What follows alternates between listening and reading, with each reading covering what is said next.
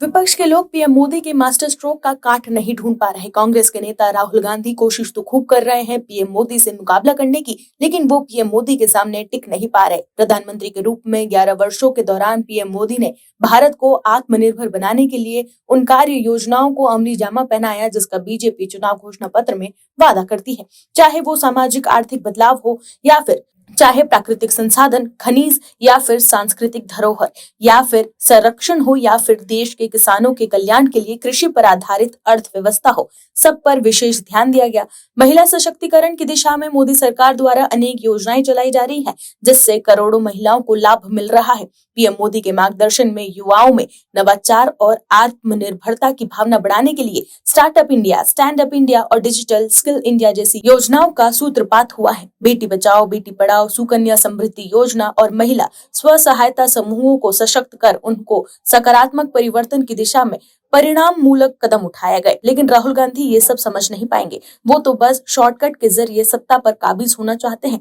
लेकिन देश के लोग काफी समझदार हैं और वो मजबूती के साथ अपने प्रधानमंत्री के साथ खड़े हैं। दर्शकों, राहुल गांधी और विपक्ष के लोग जो भी आरोप लगाए, लेकिन आप दर्शक अगर पीएम मोदी के कामों से खुश हैं तो कमेंट में यस जरूर लिखें और पीएम मोदी भी जरूर लिखें, ताकि विपक्ष को साफ संदेश जाए कि जनता पीएम मोदी के साथ है। इस खबर में आगे बताएंगे सब कुछ डिटेल में कि कैसे राहुल गांधी और विपक्ष चौतरफा घिर चुका है। तो बने रहिए हमारे साथ अंत तक और देखिए हमारी ये खास रिपोर्ट। साथ ही आप दर्शकों से विनम्र निवेदन है कि अगर अब तक आपने चैनल को सब्सक्राइब नहीं किया तो अभी कर लीजिए।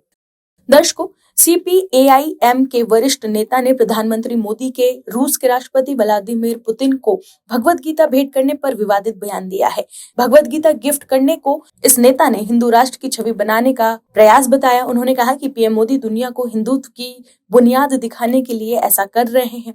हनान मोहल्ला ने अपने बयान में कहा कि उनके पास जो माल है वो वही देंगे। तुम्हारे पास चाय है, तुम चाय पिलाओगे, कॉफी है तो कॉफी पिलाओगे, उसके पास गीता है तो गीता प्रेजेंट करेंगे। उसको तो हिंदुत्व राष्ट्र बनाना है, हिंदू राष्ट्र बनाने के लिए दुनिया को दिखाना है हिंदुत्व की बुनियाद क्या है। गीता का हिंदुत्व और मोदी का हिंदुत्व अलग है। वामपंथी नेता ने आगे कहा है कि गीता का हिंदुत्व इंसान को बांटने और इंसान को आपस में लड़ाने को नहीं बोलता, मगर मोदी की गीता तो सांप्रदायिकता पर आधारित है। फिर भी कुछ तो देना है, गेस्ट को प्रेजेंट करने के लिए इसलिए दे रहे हैं। दरअसल रूस के राष्ट्रपति व्लादिमीर पुतिन से मुलाकात के दौरान पीएम मोदी ने उन्हें श्रीमद् भागवत की एक कॉपी भेंट की, जिसका रूसी भाषा में अनुवाद किया गया है।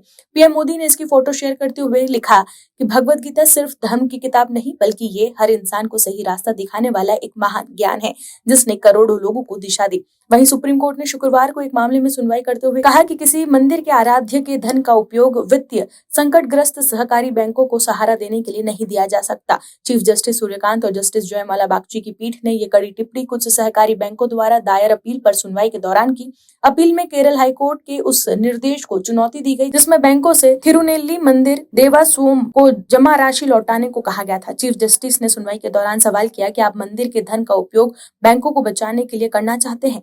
ये निर्देश देने में क्या गलत है कि मंदिर का धन संकटग्रस्त सहकारी बैंकों में रखने के बजाय एक आर्थिक रूप से राष्ट्रीयकृत बैंक में जमा किया जाना चाहिए, चाहे जो अधिकतम ब्याज दे सके। जस्टिस सूर्यकांत की अध्यक्षता वाली पीठ ने कहा कि मंदिर का धन वहां के आराध्य का है और इसलिए इस धन को केवल मंदिर के हितों के लिए ही बचाया जाए, संरक्षित किया जाए और उपयोग किया जाना चाहिए, तथा ये किसी सहकारी बैंक के लिए आय या फिर जीवन यापन का स्रोत नहीं बन सकता। वहीं कांग्रेस नेता और सांसद शशि थरूर ने संसद के शीतकालीन सत्र के दौरान आ रही रुकावटों पर विपक्ष को आईना दिखा दिया है। शशि थरूर ने एक बार फिर पार्टी लाइन से हटकर बयान दिया, जिससे ये साफ हो गया है कि थरूर और कांग्रेस के बीच अभी भी मतभेद चल रहे हैं। दरअसल कांग्रेस ने कहा है कि लोगों ने सांसदों को प्रतिनिधित्व करने के लिए भेजा है, ना कि चिल्लाने के लिए।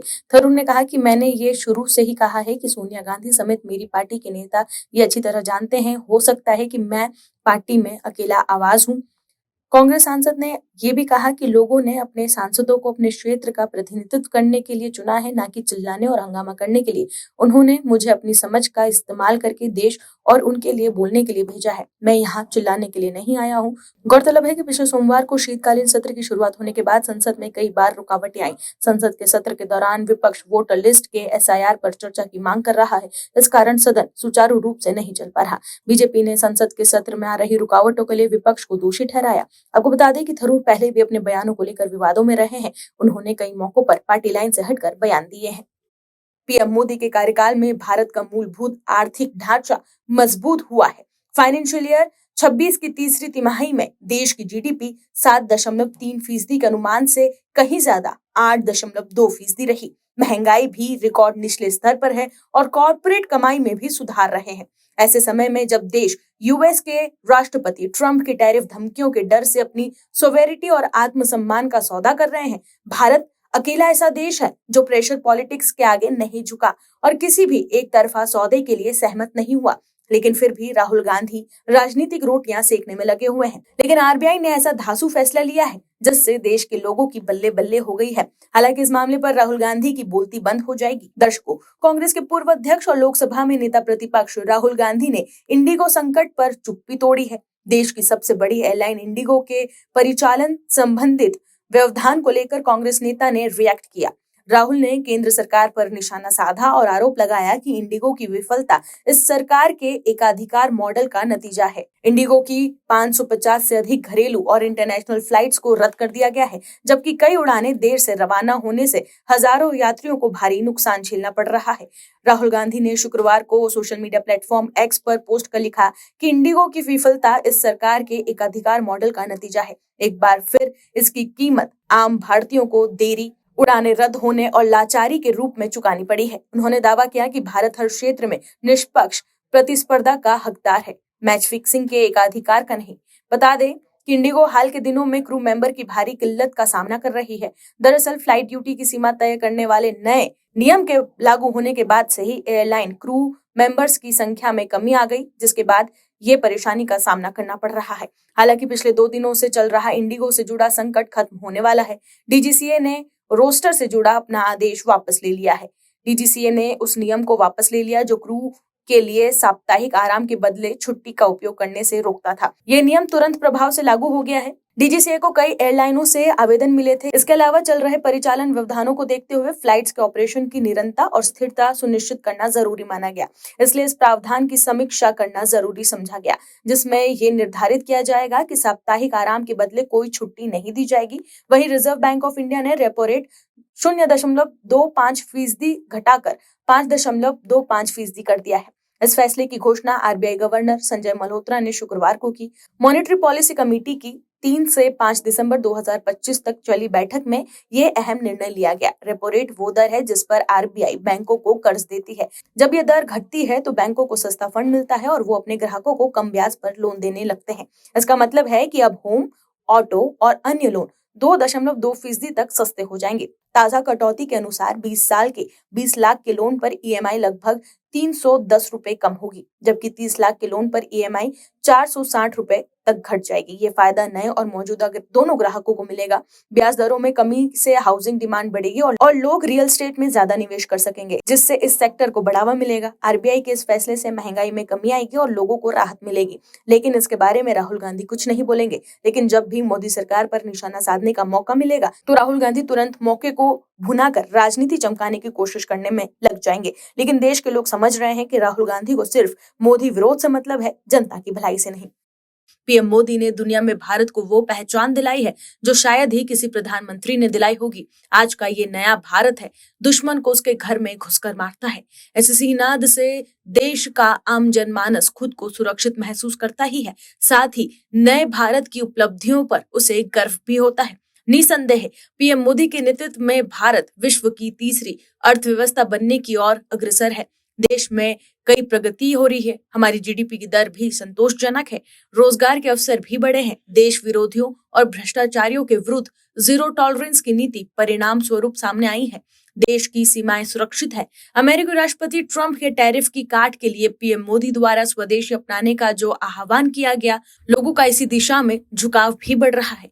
वहीं जो अमेरिका टैरिफ लगाकर भारत पर दबाव बनाने की कोशिश कर रहा था, वो अब रूस के राष्ट्रपति पुतिन के भारत दौरे से बेचैन हो गया है और अब पुतिन के दिल्ली आते ही अमेरिका को भारत की याद आने लगी है। अब अमेरिका क्वाड का हवाला देकर दोस्ती की गुहार लगा रहा है। दर्शकों, पीएम मोदी पर निशाना साधने के चक्कर में राहुल गांधी ने ट्रंप की सीज फायर वाले बयान का सहारा लिया था।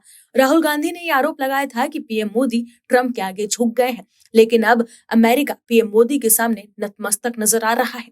दरअसल रूस के राष्ट्रपति पुतिन के दिल्ली आते ही अमेरिका को अब भारत की याद आने लगी है। अमेरिका ने अपनी राष्ट्रीय सुरक्षा रणनीति को जारी किया है। इसमें क्वाड का हवाला देकर भारत के साथ रिश्ते को सुधारने के प्रयासों को जारी रखने का आह्वान किया गया। अमेरिका ने यह आह्वान तब किया जब ट्रेड डील और भारी भरकम टैरिफ को लेकर दोनों देशों के बीच विवाद काफी बड़ा हुआ है।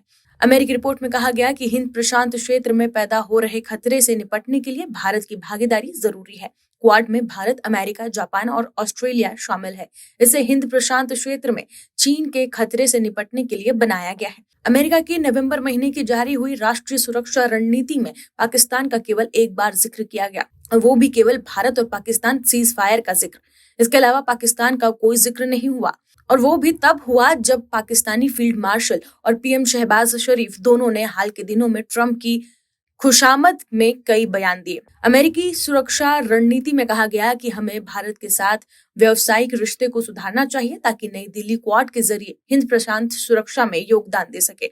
इसमें कहा गया कि हम अपने सहयोगियों के साथ अपने काम को जोड़ेंगे ताकि अपने संयुक्त लक्ष्य किसी एक देश के आधिपत्य को रोका जा सके। अमेरिका ने ये रिपोर्ट ऐसे समय में जारी किया है जब अमेरिका के सबसे महत्वपूर्ण विरोधी रूस के राष्ट्रपति पुतिन भारत के दौरे पर आए हुए हैं। भारत में पुतिन का जोरदार स्वागत किया गया। दर्शकों, पीएम मोदी और राष्ट्रपति पुतिन की जुगलबंदी की वजह से दिल्ली इस समय अंतर्राष्ट्रीय सुर्खियों में है। इस बीच अमेरिका के राष्ट्रपति ट्रंप ने रूस यूक्रेन युद्ध को लेकर ऐसा बयान दिया है जिसने वैश्विक स्तर पर चर्चाएं तेज कर दी है। उन्होंने कहा कि युद्ध में पिछले हफ्ते 8,000 सैनिक मारे गए और पिछले महीने 27,000 सैनिक मारे गए। दर्शकों, भारत और रूस की दोस्ती अमेरिका के लिए हमेशा से ही चिंता का विषय रही है। अमेरिका ने भारत के रूस से तेल लेने की वजह से अतिरिक्त टैरिफ लगा दिया है। इससे भारत पर कुल अमेरिका टैरिफ का दर 50% तक पहुंच गया है। अमेरिका के दबाव के बाद भी भारत सरकार लगातार रूस से तेल खरीद रही है।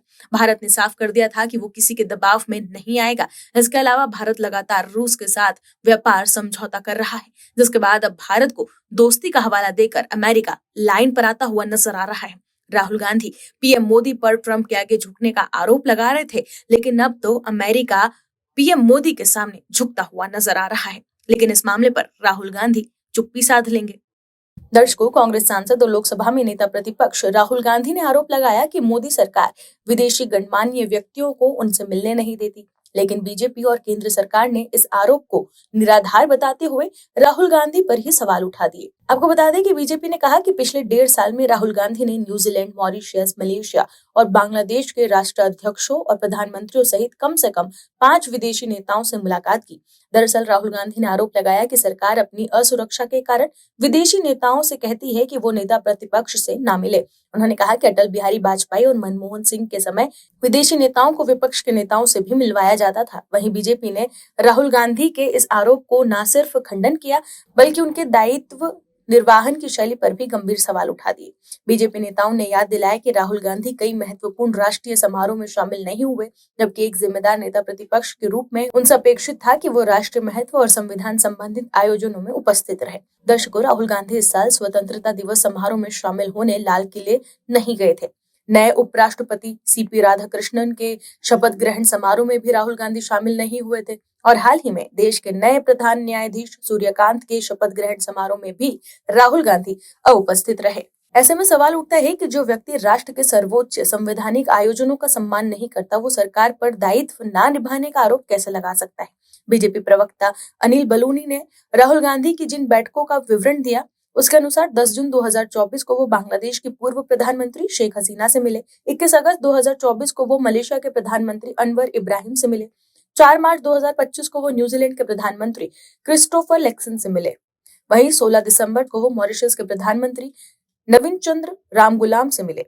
इसके अलावा 1 अगस्त 2024 को वो वियतनाम के प्रधानमंत्री से भी मिले थे। इनमें से कई मुलाकातों में सोनिया गांधी और प्रियंका गांधी भी मौजूद थी।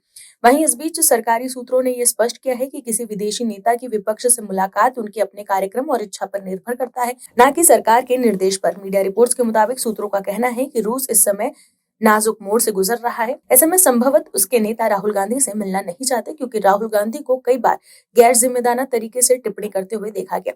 यही नहीं, कई मौकों पर राहुल गांधी ने स्वयं विदेशी धरती पर भारत की अर्थव्यवस्था और लोकतंत्र के बारे में नकारात्मक टिप्पणियां भी की है, जिससे उनकी विश्वसनीयता कमजोर हो गई। दर्शकों, देखा जाए तो राहुल गांधी का ये दावा कि सरकार विदेशी गणमान्य व्यक्तियों से दूर रखती है, उनको उपलब्ध तथ्यों की कसौटी पर टिक नहीं पाता। संसद में नेता प्रतिपक्ष जैसा महत्वपूर्ण पद पद ये अपेक्षा करता है कि वो निरंतर और संवैधानिक परंपराओं का पालन करे, लेकिन उनके कार्य व्यवहार में अक्सर अनियमितता और जिम्मेदारी से दूर देखने को मिली है। दशकों भारत की विश्व की राजनीति में भूमिका लगातार बढ़ रही है। ऐसे समय में विपक्ष के नेता की जिम्मेदारी और भी ज्यादा बढ़ जाती है कि वो विदेश नीति पर देश की एकता और परिपक्वता का संदेश दे, न कि विदेश जाकर भारत के मेहमान लोकतंत्र पर सवाल उठाए और भ्रामक बातें फैलाए। Bureau report, OMH news. आप दर्शकों से विनम्र निवेदन है कि चैनल को सब्सक्राइब जरूर करें